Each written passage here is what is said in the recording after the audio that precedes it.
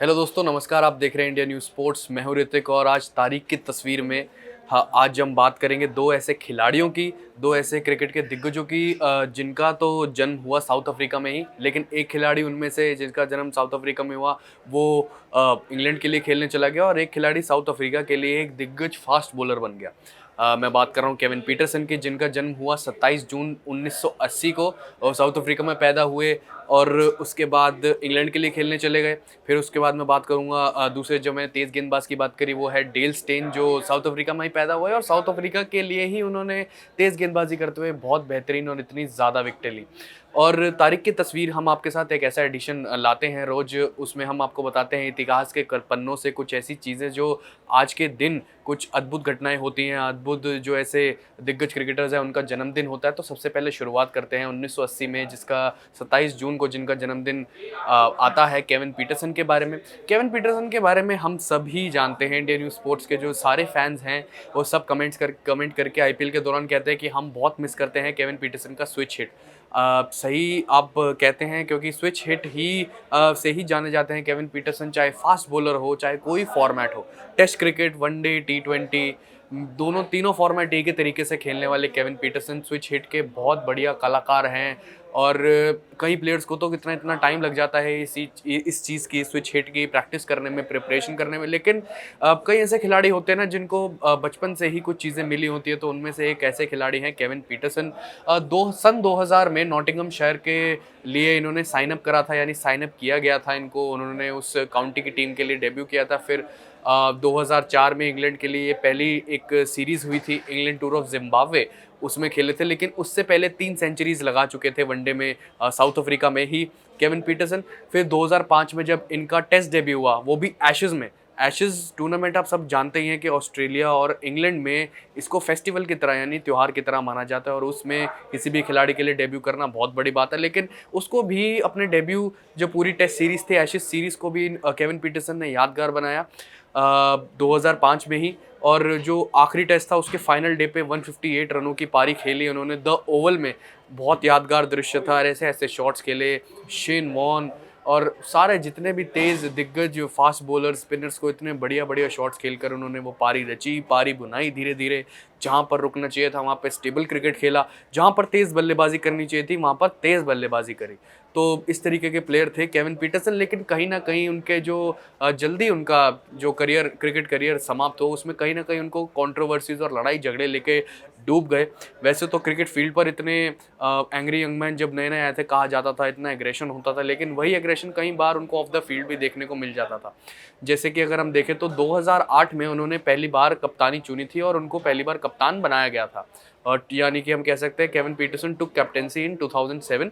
फिर उसके बाद 2009 में ही उन्होंने कप्तानी छोड़नी पड़ी उनको, और वो भी कंट्रोवर्सी की वजह से। पीटर मूर्स तब 2009 में इंग्लैंड क्रिकेट टीम के कोच हुआ करते थे, तो उनसे भी लड़ाई झगड़ा हुआ, कुछ कंट्रोवर्सीज हुई, तो उसकी वजह से उनको कप्तानी से भी हटा दिया गया 2009 में।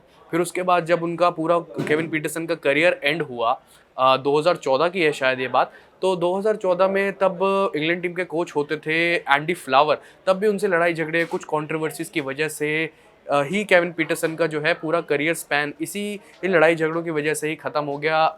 ईसीबी यानी England and Wales cricket board ने उनको चेतावनी भी दी थी, अगर ऐसा बार हुआ तो हम आपको अपनी रिटायरमेंट अनाउंस करनी पड़ेगी और हम आपको नहीं खिलाएंगे। तो ऐसा ही कुछ हुआ, लेकिन इस चीज़ों से बाज नहीं आए केविन पीटरसन। और उनका करियर, जो कि इतना बेहतरीन करियर था उनका, बहुत जल्दी समाप्त हुआ इन कंट्रोवर्सीज़ के चक्कर में और लड़ाई झगड़ों के चक्कर में। लेकिन जिस तरीके के प्लेयर थे, 100 से ऊपर टेस्ट मैचेस खेले केविन पीटरसन ने, 8000 से ज़्यादा रन हैं उनके और इतनी बढ़िया बल्लेबाजी। तो कहीं न कहीं एक चीज़ का रिग्रेट तो होता ही होगा उन्हें भी और क्रिकेट फैंस को भी, कि इतनी जल्दी इन सब चीज़ों के, जो कि मैटर भी नहीं करती क्रिकेट में, उन सब चीज़ों की वजह से ही उनका करियर ख़त्म हो गया। लेकिन आप देखिए, जब जब तक उन्होंने खेला, अपनी पूरी लाइफ जी क्रिकेट फील्ड पर। और अब सभी जानते हैं कि केविन पीटरसन का नाम कोई नहीं भूल सकता। लेकिन खैर, आजकल गोल्फ में ज़्यादा रुचि दिखा रहे हैं केविन पीटरसन, और गोल्फ के भी बेहतरीन खिलाड़ी हैं केविन पीटरसन। दूसरे खिलाड़ी की बात करते हैं जो साउथ अफ्रीका में, जिनका 1983 में जन्म हुआ, डेल स्टेन की बात कर रहा हूँ। 27 जून को ही 1983 में जन्म हुआ। लेकिन अब किसको पता था ये खिलाड़ी आगे जाकर दुनिया का बेहतरीन फास्ट बॉलर बन जाएगा। और अभी भी डेल स्टेन के नाम पर एक रिकॉर्ड दर्ज है जो कोई भी नहीं ना तोड़ पाया, ना उसकी बराबरी कर पाया। 6 साल तक नंबर 1 आईसीसी रैंकिंग में बने रहना किसी भी गेंदबाज के लिए बहुत मुश्किल है और बहुत कठिन है, और वो डेल स्टेन ने करके दिखाया। 6 साल तक आईसीसी रैंकिंग्स में number 1 bowler, fast bowler Dale Steyn ही थे, तो ये रिकॉर्ड भी अपने आप में बहुत अद्भुत है।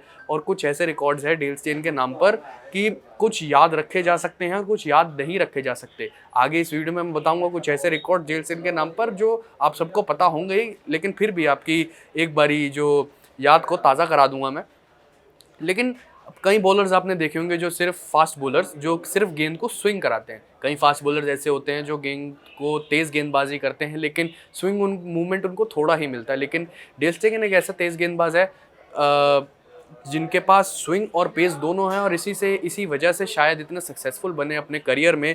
और अगर हम उनके आंकड़ों की तरफ देखें तो 93 मैचेस में टेस्ट क्रिकेट में 439 विकेट्स, मतलब बराबरी ही नहीं है कोई इनकी। जिस तरीके से आप देखिए 93 मैचेस खेले टेस्ट मैच में, इतने कम टेस्ट मैचेस में, और इतनी ज़्यादा विकेट्स। वनडे में 125 मैच 196 विकेट, T20 इंटरनेशनल्स में 47 मैच 64 विकेट्स। लेकिन कहीं ना कहीं कई बार डेल स्टेन को इंजरीज ने घेर लिया जब उनका करियर थोड़ा एंड हो रहा था। कहीं थोड़ा और लंबा खिंच सकता था डेल स्टेन का करियर, लेकिन उनका डिसीजन था कि मैं रिटायरमेंट ले रहा हूँ। कहीं ना कहीं फिर आखिरी मोमेंट पर रिटायरमेंट के पास आते आते उन्होंने आईपीएल के कई मैचेस खेले, लेकिन तब भी कुछ कम ही मैचेस खेल पाए, ज़्यादा मैचेस नहीं खेले डेल स्टेन ने। लेकिन इंजरीज ने उनको काफ़ी घेर लिया अपने करियर के एंड में। और कहीं ना कहीं अगर हम उनको कुछ रिकॉर्ड्स को याद करें तो 2006 में जो 3 मैच की टेस्ट सीरीज हुई थी न्यूजीलैंड में, उसमें उन्होंने 16 विकेट चटकाए। 3 मैच की टेस्ट सीरीज में 16 विकेट। आप खुद ही सोच सकते हैं कि कितना बेहतरीन ये आंकड़ा, ये रिकॉर्ड है। 5 टेस्ट खेले थे उन्होंने 2007 में, उसमें 40 विकेटें, 5 टेस्ट मैच और 40 विकेटें।